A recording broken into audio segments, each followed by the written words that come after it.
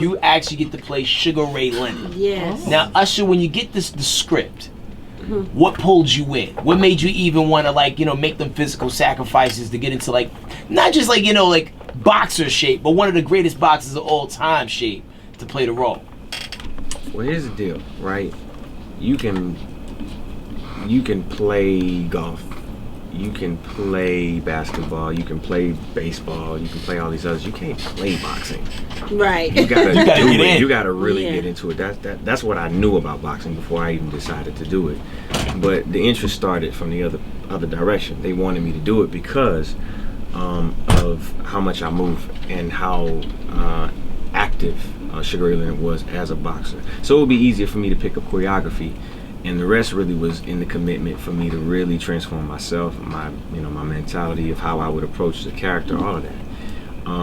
But when I read the script, I realized that it was even more than just a boxing film. This is something that's going to awaken the conscience of who we are in America, period. When you look at the contrast and what was going on in Panama at that time with the Panama Canal and the history of what Panama is, it's not a story about Sugar Ray Leonard, it's a story about Roberto Duran's life. So for those people who are fans of boxing and you know who Roberto Duran is, you then, are watching a story almost like a Cinderella story that starts from this poor man's sport of boxing.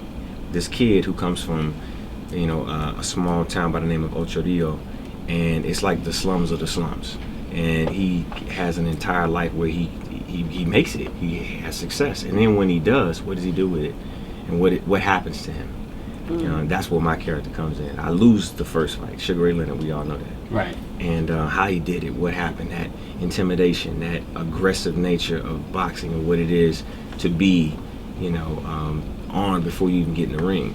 It's psychological warfare. So, you get a chance to see that, and you see the second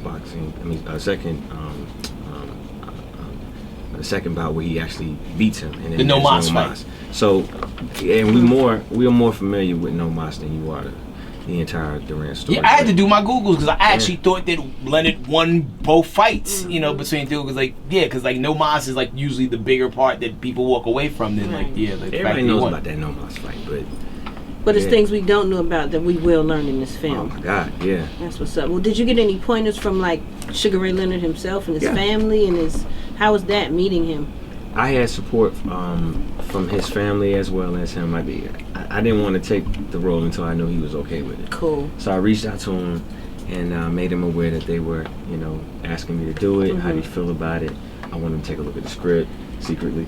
And right, I said, that's what's up. I was like, am I getting it right? Because it's just as important to tell his story inside of Duran's, because these legacy opportunities, kind of keep him and what he represented alive. He represents opportunity. We look now and we see in the Olympics there's African American people who are winning, and that's a stamp of approval that no matter where you come from, you can make it. Indeed. Well, he represented that in a different time.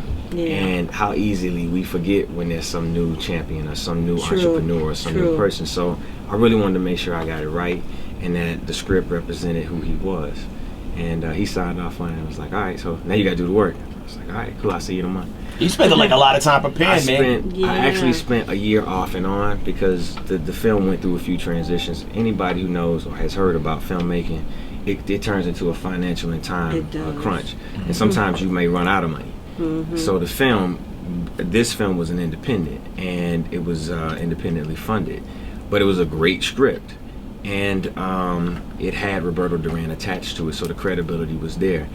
Robert De Niro, who actually plays Ray Arcel in the film, he suggested that we go to Panama and ask them to participate in funding it. So they actually spent a great deal of money in it. It was great for their tourism, great for the culture, telling their story. And it was one thing that I thought was really great. I'll just say this: when you look at the Black Lives Matters movement, and how it's always been the youth that antagonizes or either irritates change, right? That's what happened in this film when they were fighting for their independence way back. And I just thought that was great for me to kind of look at the reality of where life is, right? Of how we're always looking at these things, or there's these movies or this thing that you look online that just reminds you that you're doing good You know, and even though there were sacrifices that were made, you don't know what I'm talking about because you haven't seen the film. Right. There's 3 people that die actually in the beginning of the film. Like, and this is a historical that was part thing. of his life, or yeah, okay. No, that was a part of a protest that happened with students. Gotcha. The Rickey Smiley Morning Show.